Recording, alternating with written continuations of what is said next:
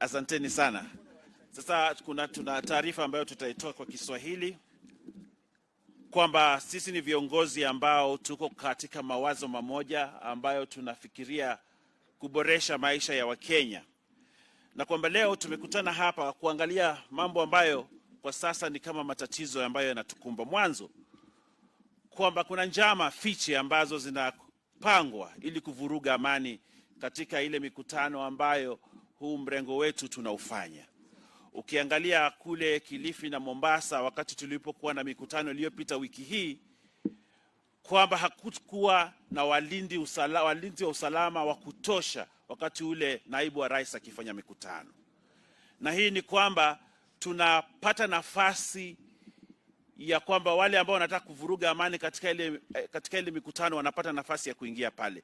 Ya pili, kwamba wajumbe wetu wengi sasa wamepokonywa wale walinzi wao, na kwamba hawa sasa wako katika hatari, na kwamba wale ambao wanapanga njama ya kuvuruga amani katika ile mkutano alafu baadaye waje walaumu wale wafuasi wa Hustler Nation, ndio wanapata nafasi kuingia pale. Kwa hiyo tunaambia Inspector General wa polisi kwamba ni kazi yake ya kikatiba ya kutoa usalama katika mikutano yote ambayo naibu wa rais na hawa wabunge na viongozi ambao tuko nao katika mikutano yao.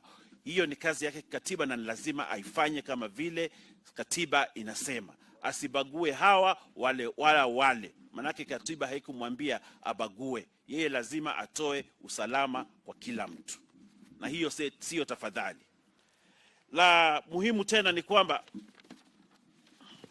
sisi kama jamii ya Hustler Nation na vile tukiongea na watu wetu kule, tunasema kwamba hatutaki taifa la Kenya lirudi katika ile miaka ya 60 na 70 na 80.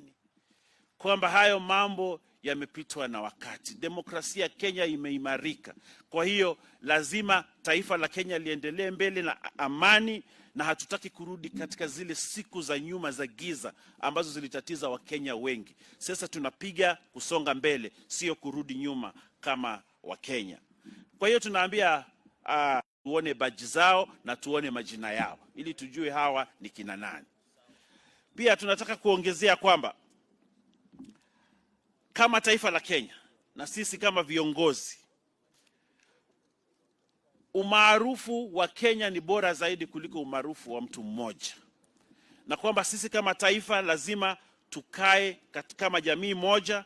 Na pia tunaambia jamii ya kimataifa kwamba waangalie kwamba hii Kenya isirudi nyuma, na kwamba tusiwe na fujo kama zile tulizoziona zamani. Kwa hiyo tunaambia marafiki zetu wa kitaifa, wale wa kutoka kule Marekani, Umoja wa Kitaifa, African Union, kwamba waweke darubini zao katika hili taifa letu ili Kenya izidi kuwa na amani. Na hao ni marafiki, akufaye kwa dhiki ndiye rafiki. Nataka kuongea kuhusu utovu ama uvunjaji wa sheria hapa Kenya. Na nisikitiko kwamba serikali inaweza kujitumia ama kutumia maafisa wake ama vyombo vya usalama kuvunja sheria. Tumeona kwamba sasa watu wanawekwa vizuizini bila kupewa nafasi ya kujitetea katika taifa hili letu la Kenya. Na tunauliza mahakama kwamba isikubali kutumika mahakama kuvunja sheria, ama vyombo vya usalama vya kitaifa kama vile polisi wasikubali kutumiwa kuvunja sheria. Na pia tunaambia mahakama wasitumiwe kama vyombo vya kuharibu mambo ya siasa hapa Kenya. Tumeona watu wetu wengi wakipelekwa mahakamani sio kwa sababu wamevunja sheria, lakini kwa sababu wanataka kusukumwa huku na pale. Kwa hiyo tunaambia kwamba mahakama ikatae kutumiwa katika mambo ya kisiasa na isimame kulinda haki za binadamu na haki za Wakenya wote. Kwa hiyo tunawaomba sana mahakama wasimame na sheria na wasimame na ule mkataba ambao tuliwekeana Wakenya katika ile sheria kuu ya Kenya.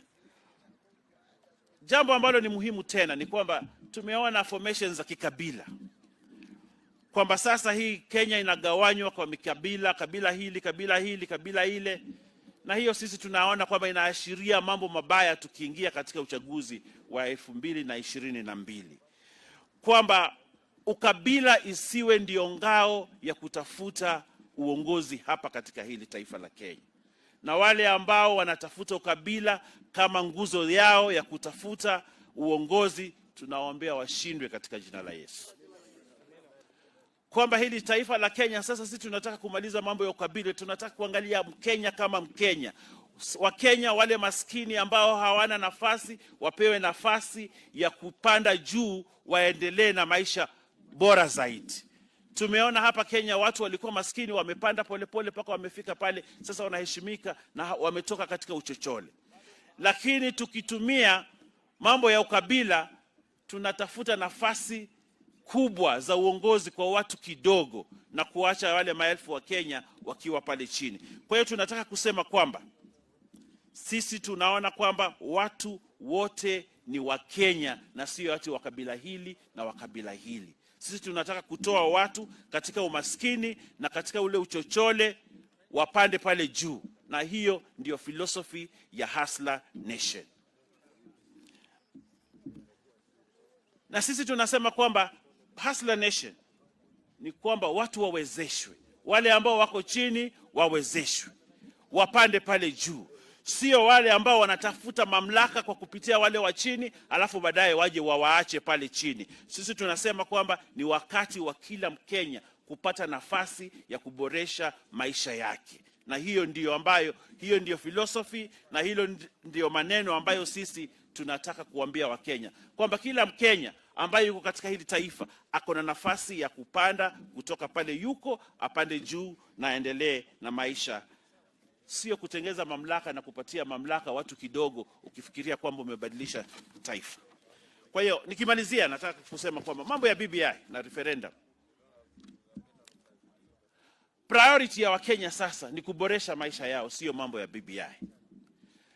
Na kwamba Wakenya wako na mambo mengi muhimu zaidi ya kuangalia: kukuza uchumi wao, kuhakikisha kwamba taifa linaenda vizuri, kuhakikisha kwamba mambo ya COVID tunapigana nayo na kupigana na umaskini, sio kuhusu mambo ya BBI.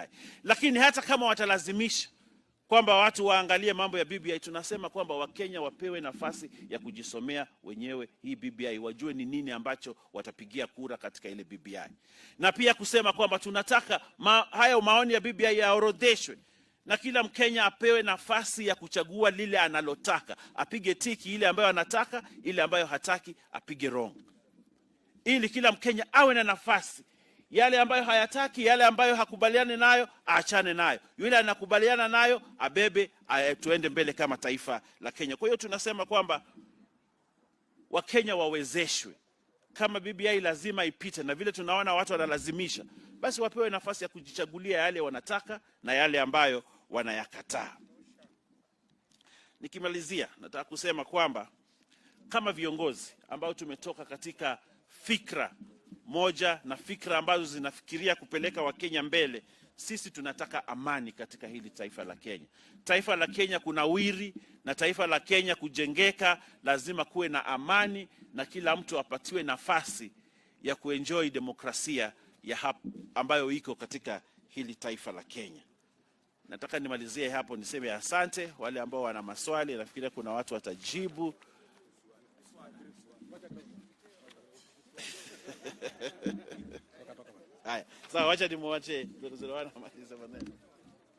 We also discuss the unfortunate utterances from one Junet Mohammed, bordering on incitement and hate speech against a person with disability. And these have been a trend, and we know and we have witnessed in our neighboring countries. Such trends, when they start, then persons with disabilities are sacrificed for witchcraft and sorcery. And it cannot be a coincidence that we have lost one Christopher Nderito just last week through a road accident by a GK car, and yet the police spokesperson denied knowledge of that GK car. Yet we know every GK car have a work permit that show who is in the car and where is the car going to and who is the driver. We have also lost a girl with cerebral palsy, 12 years old, in Isiolo, called Nimo Nabale, after being raped and killed and body mutilated. So we have also discussed the issue of persons with disabilities. And we condemn such utterances from leaders. Thank you.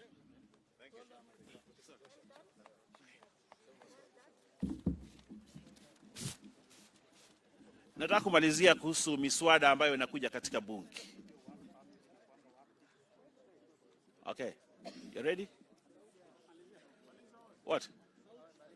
Oh, tunataka kumalizia kuhusu miswada ambayo inakuja katika bunge la kitaifa. Oh, they are saying they don't have sound. What happened? Oh, okay. Sort.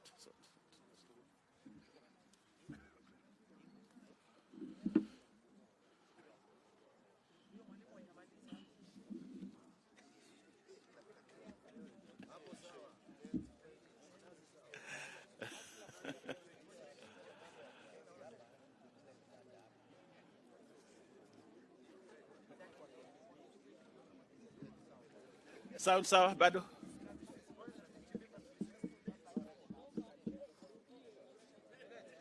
Nani huyo? Gani? Huyo.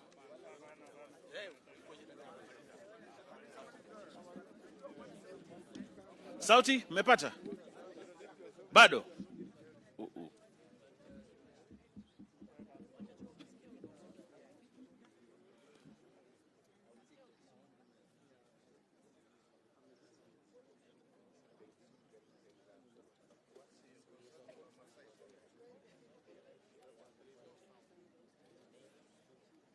Bado?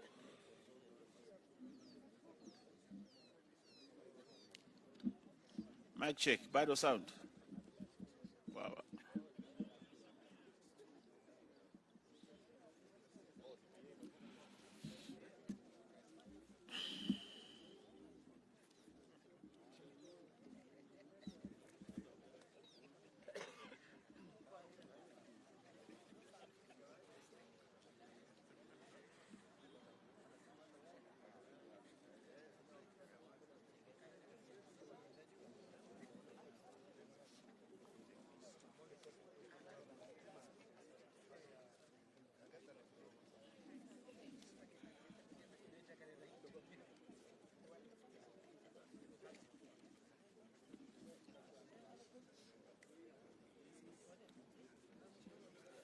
Sawa, haya sawa. Tunataka kuongea kuhusu miswada ambayo iko mbele ya bunge kwa sasa, miswada ambayo ni muhimu kwa Wakenya, ambayo sisi tunataka kupatia kipaumbele bunge likifunguliwa, na kwamba hawa wabunge ambao wako hapa watapatia support hii miswada. Mwanzo kuna ile T-Act ambayo kwa sasa ilitiwa sahihi, na tunaomba serikali kwa sasa ihakikishe kwamba wamefanyia operationalization ya T-Act kwa haraka sana, ili wale wakulima wa chai wapate manufaa ya ule mswada ambao ulipita pale bunge.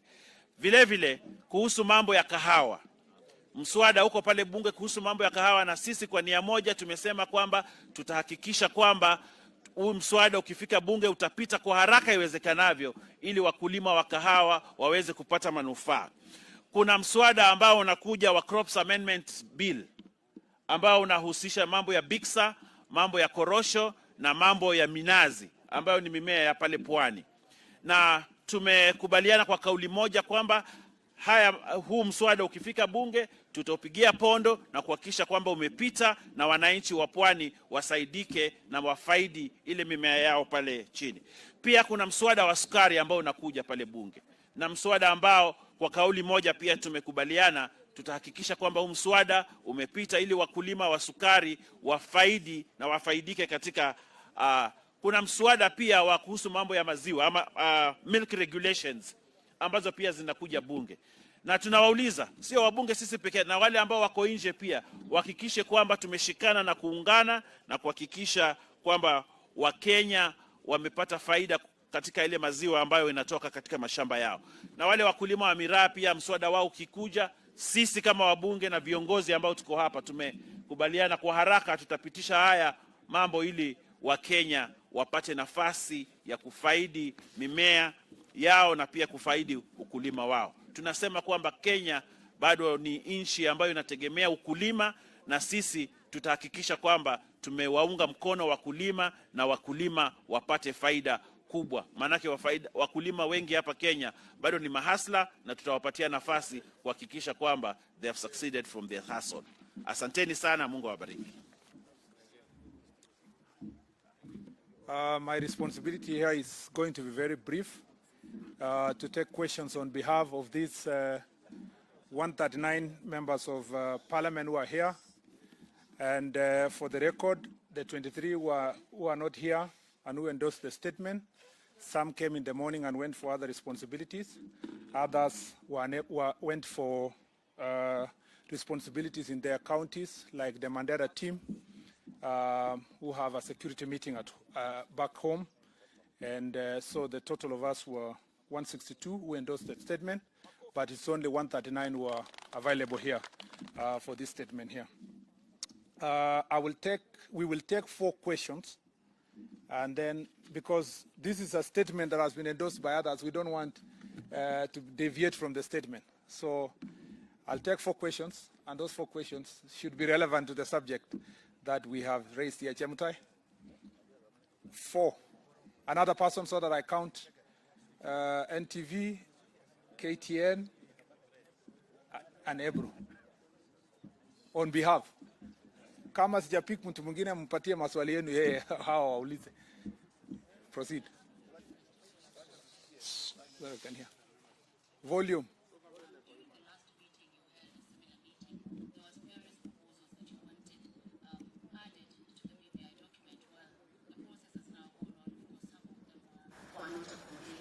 And now with the process having moved to the assemblies, my question would have been to the Deputy President himself. What is your message to the county assemblies that are leaning towards you, the MCAs as they go to court? Should they support it? Should they reject it, even as you continue to agitate for much for church? Thank you. Second question. Good afternoon, Majority. Good afternoon. Karibu. My name is Kieleweke. Of course, we know you, Muredi. Proceed. You seem to be popular behind here. Now, on the question on the allegations that have been raised with regards to the attempts on all of you, and most likely, and also the Deputy President, probably if we're sharing the list as you've shared with authorities, we also want to share that with us, because some of them are very clear and they will need some substantiation. Thank you. On the security issues. Okay. Eliphas? My name is Jeff Kirui, sorry. Yes. My question is regarding Parliament is expected to resume tomorrow, and there are 2 bills which are actually crucial in this BBI exercise. That is the referendum bill by JYC and the referendum bill by the data. What exactly is your position on those 2 bills moving forward? What is your position now that you say that you're going to focus on bills that are relevant to the common knowledge? The last one.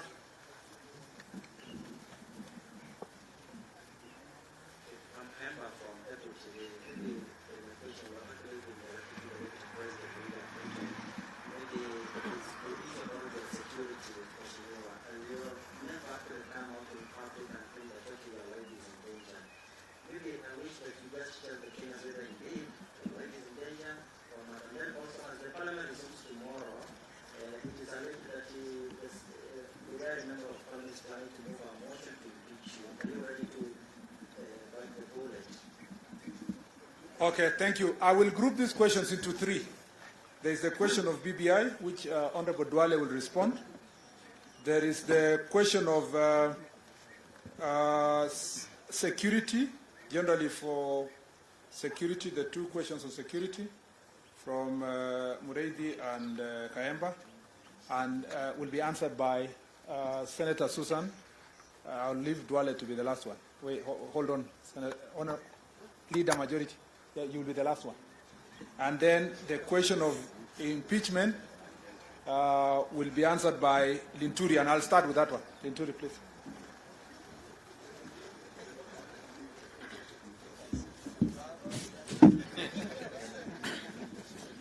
Yeah, let me say I'm really surprised to hear that there is that intention to impeach the Deputy President. I'm saying I'm really surprised to hear that there is somebody who wants to bring an impeachment motion against the president. And if what I've been reading is something to go by, is a motion that is being brought by even a member from a party that I think is ANC, if I'm not wrong, if my memory serves me right. But I think the most important thing is, we want to say is let's not be so much speculative. That matter did not come as an agenda for discussion. I think the best thing to do, how to approach the matter is we'll have to wait. If there is anybody who wants to bring it, let him bring it on. And I think when it finds its way on the floor of the House, then the members of Parliament will deal with it as at that time. So for now, I don't think it's anything that really worries us as a caucus or as a team. Thank you.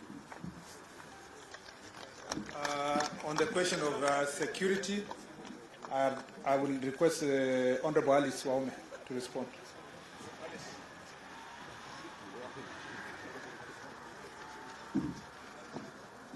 Members of the press, I have been asked to answer the question on security. You know, we have said in the statement that the members' security, many members of Parliament have had their security withdrawn. That, of course, answers to the vulnerability of members if we are going for meetings without security. And we have called upon the relevant office of the IG to take into account and provide security as and when members of Parliament and even this team is having their political meetings or any other meetings elsewhere or within the country. We've also asked that the police to be sent, the security assigned to those meetings be designated and have the relevant uniform and their numbers properly identified for purposes of accountability. The last one is the names. You are asking for the names of the people who may have been assigned some of the duties. Obviously, we have, you know that if we were to give you the names, then we would be preempting the investigations, and the relevant officers have been given the necessary full details and information of those people, and we have also called for the disbandment of the unit. I think that has been answered, including the security of His Excellency the Deputy President. Once the security is not sufficient, I think you obviously can tell that then the issue is not tidy. Thank you very much.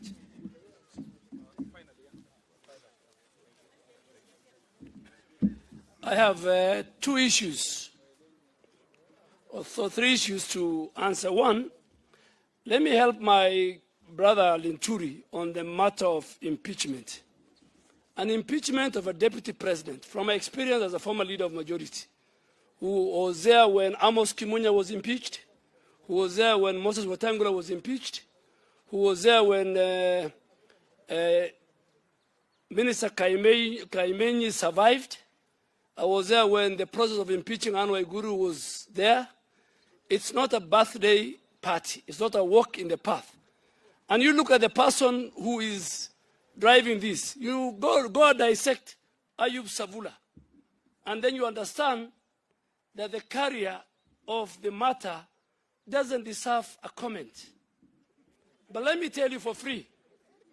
Let me tell you for free. And I want to tell them and dare them. I want to dare them. Let them not discuss the impeachment of the deputy president in bars, in funerals, in the apartments of their girlfriends. Let them bring it to the floor of the House, starting tomorrow, Tuesday, when the House resumes. So we dare them, whether, here, we are telling them, all of them, the ODM, the ANC, the Wiper, the Kielewekes, please go sit somewhere, bring the impeachment. We are ready for you. On the issue of BBI, we said it's not our priority, it's not a priority for the country. We have said it that consensus is the root, so that we don't have a divisive referendum that divides the country. But our competitors are the architects of ethnic mobilization, ethnic and regional balkanization. Their intention is to divide the country. And we are telling them, whether you bribe the MCS, whether you do it, ultimately, and that's why it's called a popular initiative, under Article 250, I think, 1 of the Constitution. It is popular initiative because it belongs to the people. It doesn't belong to IBC, it doesn't belong to the MCS, and we are saying, if worst comes to the worst, give the people of Kenya their democratic right to choose from the menu that the people of northern Kenya can choose, the people of Mount Kenya can choose, the people of Nairobi can choose, the people of the Rift and Western and Nyanza can choose. Do not force people on an item that they have a constitutional right, which is called a popular initiative. I think the final question was on the bills before the House. There are two bills before the House on referendum law. One is with the COIC, chaired by Honorable Kioni, and the other one is with the JLAC, chaired by Honorable Muturi Kigano. The Speaker made a communication that ultimately he doesn't want to have two parallel bills.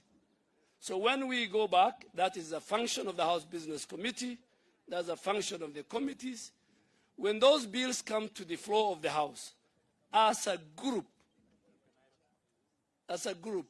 we will make our position known both in the second reading and in the third reading, in both houses. And I want to make it also very, very clear that this BBI should not be proposed.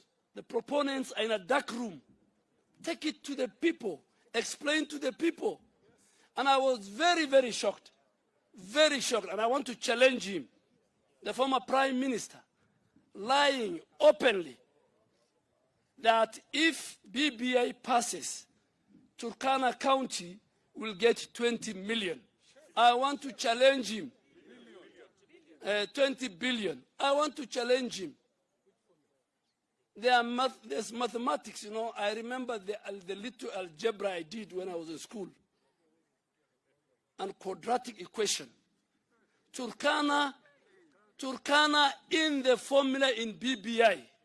And I want them to challenge me. And I'm challenging them to a contest. Turkana, Marsabit, Isiolo, Tana River, Lamu, Samburu, Wajir, Mandera. If BBI passes, the Tharaka Nithi, they are the 8 counties that are losing. I'm challenging the ODM brigade led by the former Prime Minister. Don't lie to the people. At your age, you don't lie. No, at your age, no. At your age, you don't lie. And I want to thank the governor of Turkana. I want to challenge them. In that formula in BBI, if you do the mathematics, Mr. Odinga, if you do the mathematics, Turkana County now is getting 11 billion, Turkana County will get 9.8 billion. I'm not saying it. So you can see a whole proponent of BBI is lying to the people of Turkana. And the same thing, he wants to come to Mandera and lie. And if you go to these counties, in fact, the 2-3 worst counties that are losing over 2 billion is Isiolo, Lamu, and Tana River. Thank you very much. God bless you.